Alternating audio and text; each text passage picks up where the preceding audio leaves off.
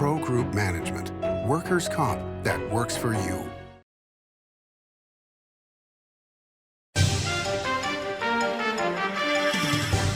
Welcome to Nevada Newsmakers. On the broadcast today, Terry Lane joins us of Lane Brothers Boxing and Let's Get It On Promotions. He's here for the whole show on an all-new Nevada Newsmakers.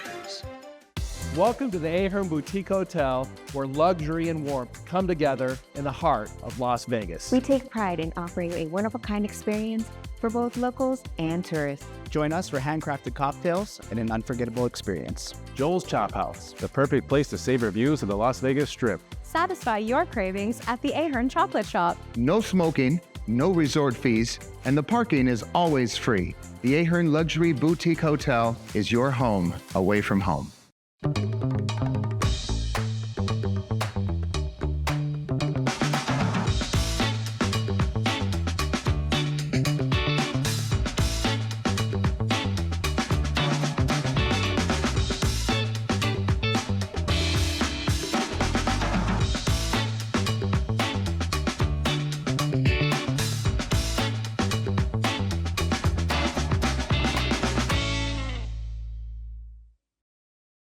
As you know, Reno is booming.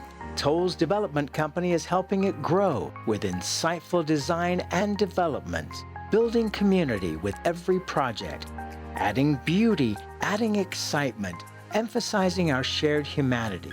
Reno is becoming bigger. Toll's development is helping it become better, more livable, more enjoyable. To learn more, go to tollsdevelopment.com.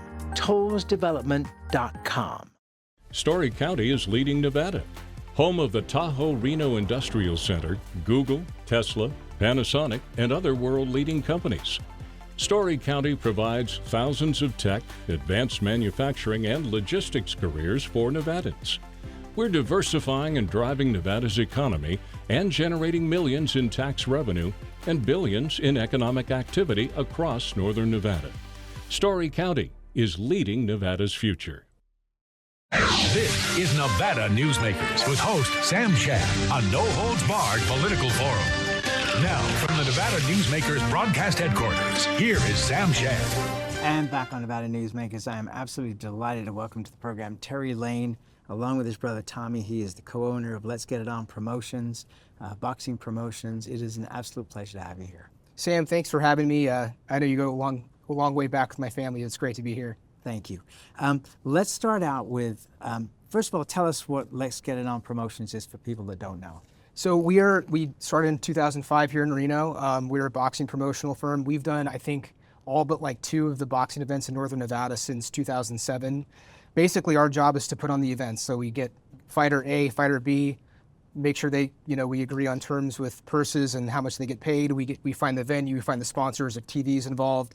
We get the TV involved and broadcast it out to the world. But boxing, obviously, we grew up around it. It's a constant for us, and we're just very proud of the product we've created and the brand we've created in boxing. I'd like to think in a boxing world where there's a lot of scumbags, we are one of the good guys, or considered to be one of the good guys with good reputations, and we wouldn't have it any other way. But that's what we do. So now you're into Saudi Arabia. How has that been? Well, the Saudis, again, they're getting involved in sports in a heavy way, buying up golf, basically. They're buying up boxing, and we're kind of right place, right time. It's been very good for our career. It's been very lucrative. It's been very good for our main client, Zhang Zhilei, who's close to the World Championship. We want a title shot next year, so try to make that happen. But it's been interesting. I've been there 3 times. I'm about to go in my 4th time in February, where our fight is on February 22nd. It's been an eye-opening experience, but in what way? Well, I mean, boxing is always been a global sport. It's always been a global sport. And it's funny, I love boxing because you walk into a boxing gym, often this happens, and you'll have a kid from Cuba, a kid from Puerto Rico, someone from Ukraine, Russia, and they're all getting along. But to actually have the events in Riyadh and in Saudi Arabia, it was a bit of a culture shock at first, but we're treated really well. But just to kind of see, this country that is really trying to step up and be a player on a big player on the world stage, and they have ton of money to do so, and kind of how they're going about it with like these things with like entertainment and sports, and to be a small part of that and just kind of observe it. It's been it's been a fun ride, and we'll see where it goes. You know, it was interesting to me to read about the accusation, I think it was during a tennis tournament, of greenwashing or sports washing. Yeah. And one of the women that was interviewed said, well, I understand what you're talking about, but we weren't allowed to go to sporting events before. Now we are. It's progress. I will say the first time I went there was in 2022, and I've seen progress in just the 2 years that I started going there, where, you know, even the locals will be eating with women on our team. We have some women on our team, and they'll be like, oh, wow, we used to never be able to just be in the same room to eat together. But now that like seems normal-place and commonplace there. And even at the swimming pools at the hotel, you see women in bikinis and no one seems to mind. But then you go to the malls and, you know, everybody's covered, the women are covered. I'm very much observing a country in transition. I think they do want to be more Western. They've said as much. NBS is really trying to push that along. Of course, progress isn't always fast and quick, but look, I'll leave the politics to the politicians, but I'm just kind of happy to be along for the ride for now. What kind of growth are you seeing as you go there each time with development, you know, buildings going up? Well, I'll tell you what, we talk about like traffic in LA and stuff like that, but Riyadh has got the worst traffic I've ever seen in my life. And they're building there's cranes everywhere. I mean, they just got the World Cup for, was it 32, I think. 32? They're going to build several stadiums, and they build these things overnight. It's unbelievable. I do not know. They need some sort of infrastructure with public transportation or something, but that kind of doesn't exist there. It's a, you know, not a country that was really built, you know, before cars. Like, I mean, everybody's wealthy there now. Everybody has these vehicles, but there's not enough roads and infrastructure to take care of the people. But that's my smallest complaint. They get us to where we need to go, and when we're there, but it's just booming. And they have this Project 2030. It's part of their plan to just, you know, they want to compete with Dubai for tourism. They want to compete with Thailand and everywhere over there for tourism. And they're making it happen. I mean, they're building these beautiful resorts, and there's still a lot of history in that part of the world. And it's a lot of fun to go see, and it's you know, exotic and fun. Have you had a chance to travel outside of the capital? So I went to Jeddah, which was really phenomenal. I've only been to Jeddah and Riyadh. There's some places on the Red Sea I want to go to that, again, they're building these amazing resorts that I'm sure we're going to hear about very soon, and I can't wait to go to some of these places. But Jeddah, Old Town Jeddah was like being in Aladdin or something. It was, or Indiana Jones. It was really fun. So I've seen a couple places. So when you go to the fights, is there a difference between the way the audiences react there versus in the U.S.? It's totally different. It's much more subdued. And the first Really? Yeah, the first few rows you have to be like related to the royal family, which there's like a ton. You know, they're a huge family. They get those seats, so I get to kind of rub elbows with those guys a little bit, which is kind of funny. But like, yeah, it's not as ruckus as like a UK or a US, where you know they don't have alcohol there, so no one's like drinking the beer, no one's kind of getting loose. But still, I've seen some of the best fights I've seen there. Their model is trying to make even fights. Actually, they have a huge event this Saturday, the rematch of Alexander Usyk and Tyson Fury for all the marbles of the heavyweight division. But yeah, like you see these huge mega fights, and you're like, maybe it should be a little louder than it is. But I'm still jumping up and down. They don't seem to mind that. One of the things I remember years ago, there was a world heavyweight title fight in Reno with Larry Holmes. Yep. And one of the things that amazed me, I was lucky enough to get a ticket in like the third row, and the way that everybody there was dressed up to the nines. Yeah. I mean, it wasn't just that they were going to the fight. They were going somewhere after the fight. Yeah. It was a large revenue driver all the way through from the fight to the rest of the night and possibly even into the weekend. Is that what you see there as well? They're trying to use this as a draw for some tourism. You know, people eating at the restaurants, you know, going to the hotels, and they have, you know, buying the flights to the kingdom. So yeah, that's absolutely part of it. I mean, it's part of their economy. Boxing, again, is a small part of that. But yeah, I mean, when you go to these events, everybody's dressed up. I mean, you see, you know, sports stars Ronaldo and Neymar and these soccer players and tennis players and these, you know, A-list people just are roaming about in Saudi. They're really kind of coming up, and they're making noise. What kind of conversations are you having with these other superstars? Well, I'm just trying to I don't do the selfie thing, you know, right. Even though I resist the temptation.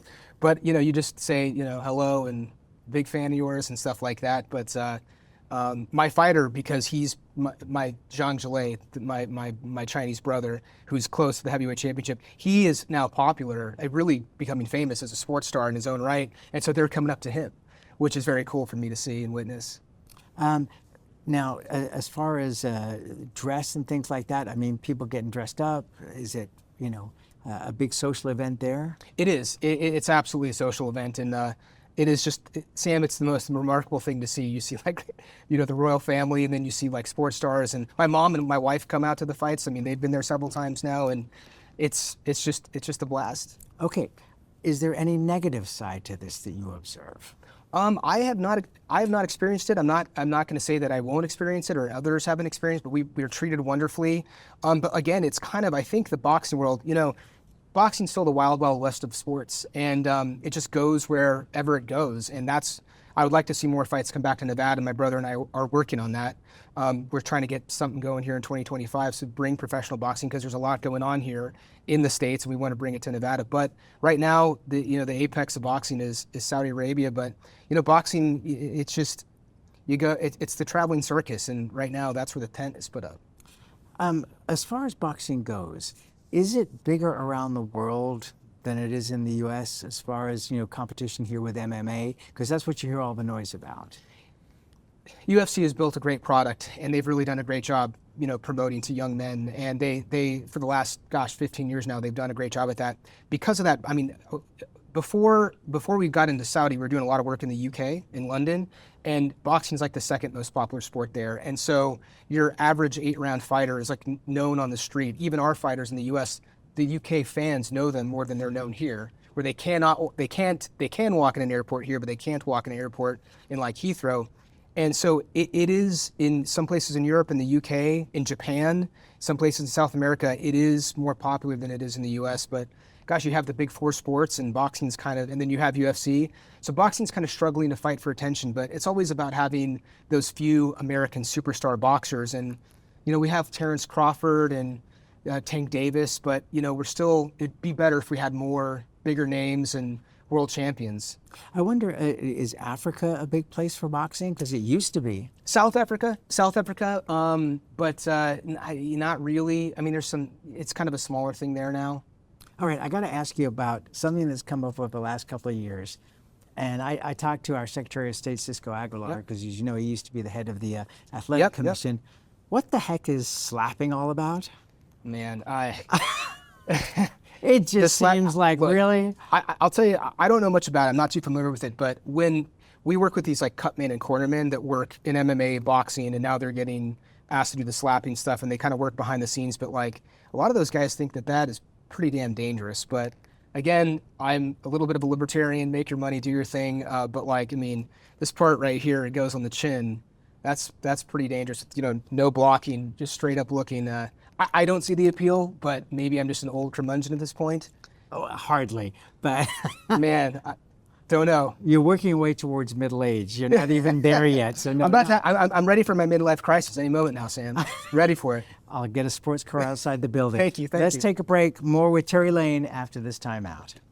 Like a traditional handmade basket, retail is woven into the fabric of life in Nevada. From big box to mom and pop, retail supports our communities in countless ways. Jobs for the disabled, team uniforms for kids, help for the elderly, and so much more. Retail employs over 1 in 10 workers. Retail supports Nevada, and we support retail.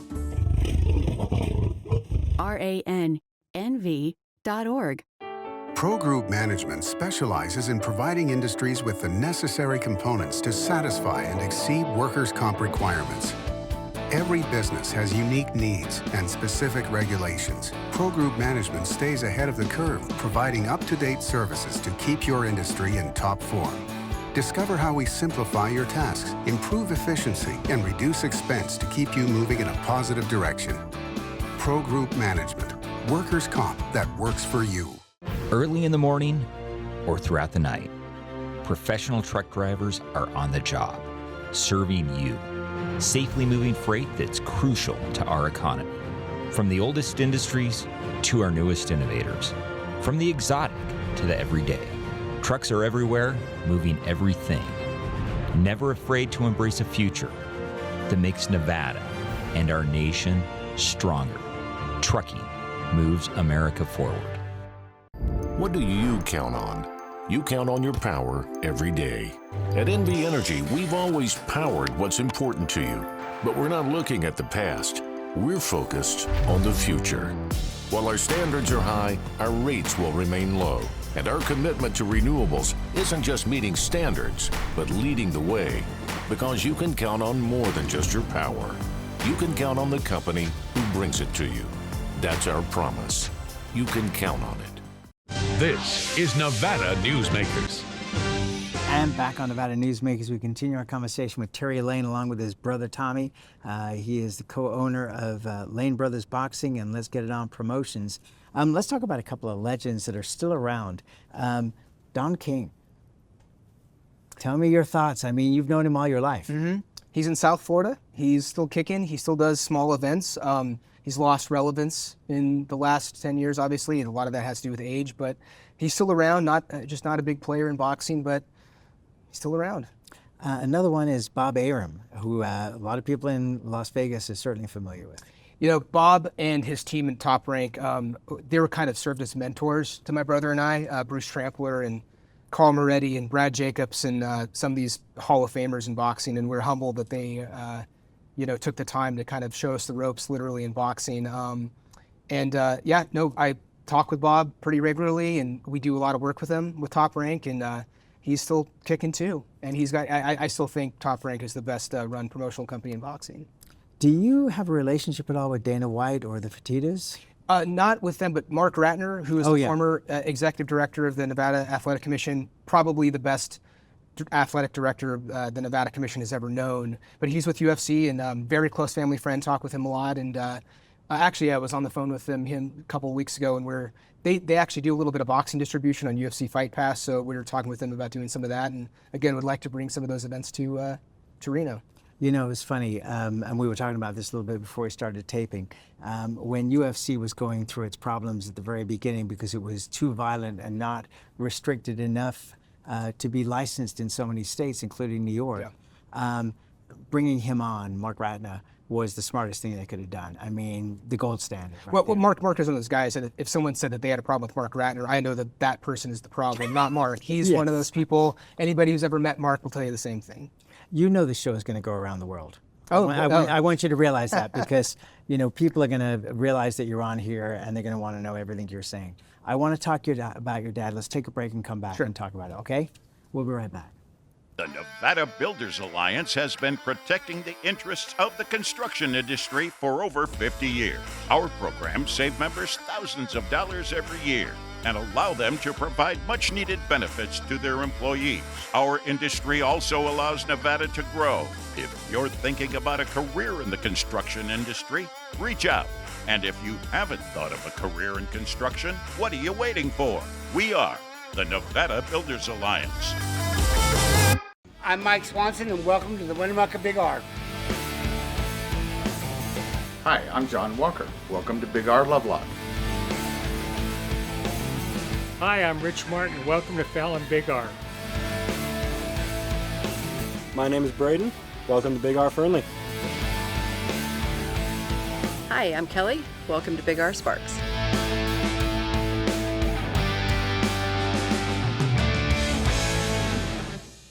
Here on 7 at 7, we're bringing you the local headlines in just 7 minutes. We've got you covered in the morning, evening, and for all breaking news in between and as it happens. Life is busy, and we don't waste your time. Join us for local news now streaming on our YouTube page. Save money and take transit. Did you know you can ride the bus all day for less than what it would cost you for a gallon of gas? Plan your trip now by going to rtcwashoe.com. Fantastic cocktails and delicious food. It's a good time to eat. Over 500 hot slots plus electronic table games. It's a good time to play. Player rewards and big-time jackpots. It's a good time to win.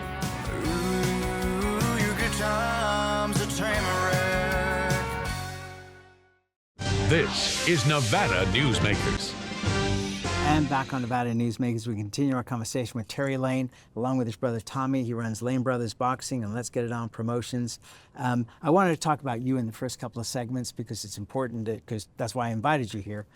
But I can't help but talk about your dad, the legendary Mills Lane.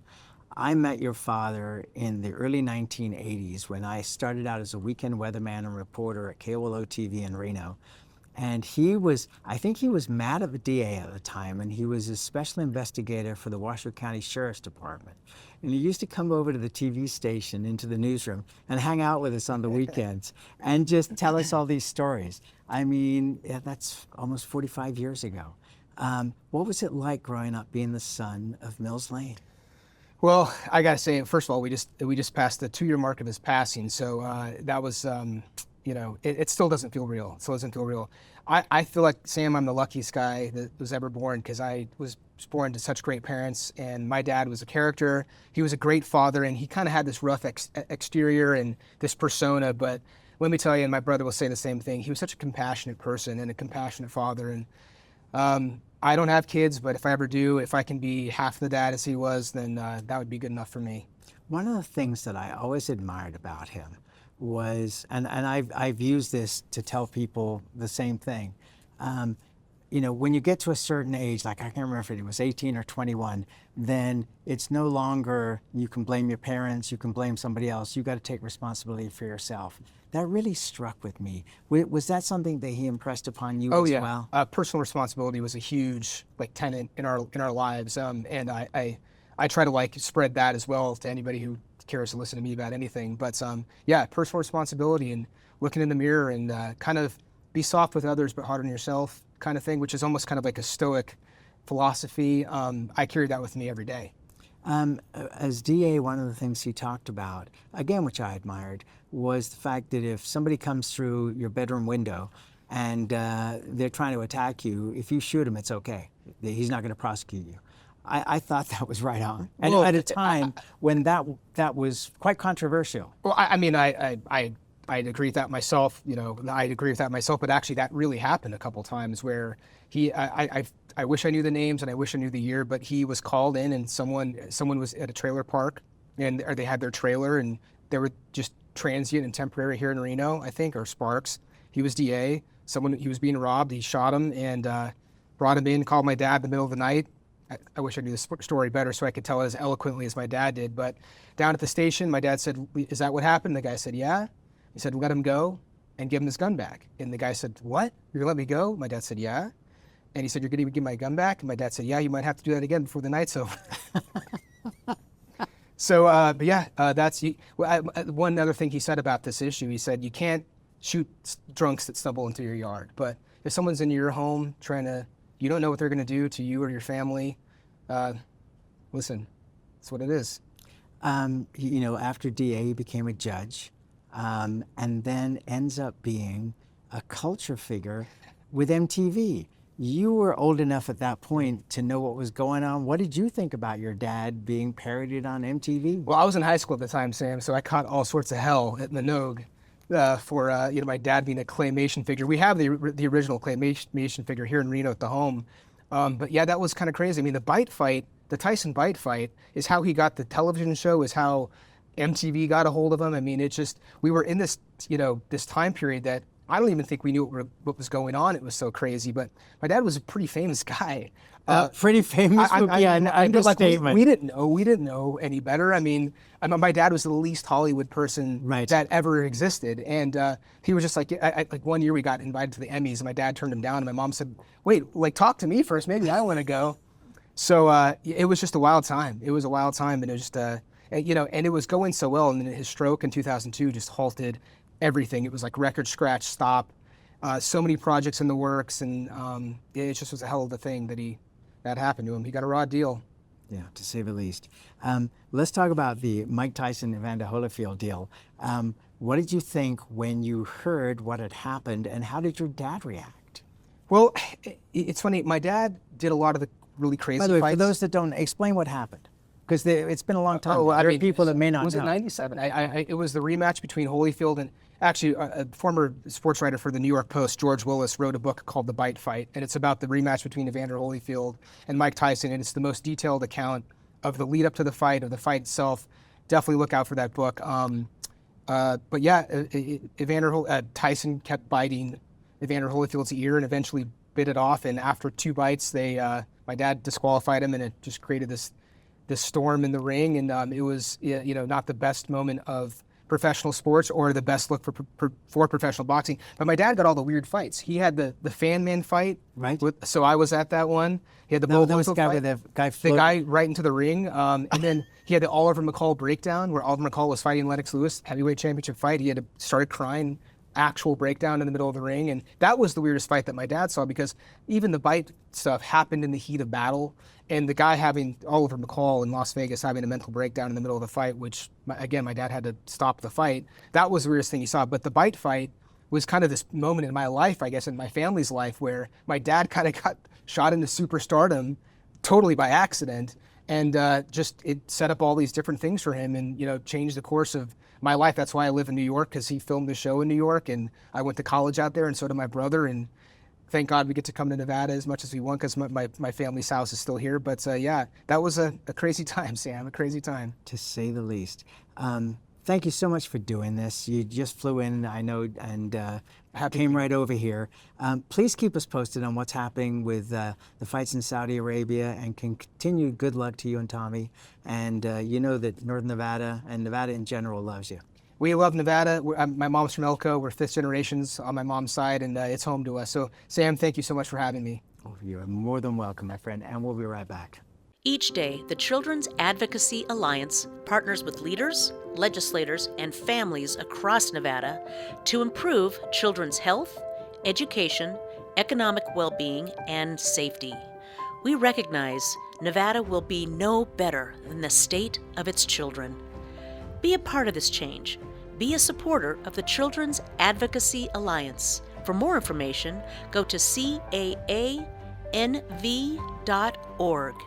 For 50 years, Nevada Heating has been keeping people comfortable in their homes. At Nevada Heating, call the Do It Right guys and get the heat back on today. Call us today and we'll fix it today. That's the Nevada Heating way. Why freeze for days on end when Nevada Heating can get your furnace fixed today? Call us today and we'll fix it today at 323-5585 or schedule us on our website at nevadaheating.com. Imagine a magical garden that feeds Carson City's hungry and homeless, teaches our high school students agriculture, creates hanging floral displays to beautify downtown, and yet charges nothing. It's not magic. It's the Greenhouse Project. It's real, it's growing, and it needs your help. Go online to carsоncitygreenhouse.org so together we can grow it forward. As always, you can watch Nevada Newsmakers 24 hours a day on various platforms, including television, radio, our website, audio and video podcasts, YouTube. If you want to find the show, you can find it pretty darn easily. And we cover politics, business, health, and education. Thanks for watching. We'll see you on the next one.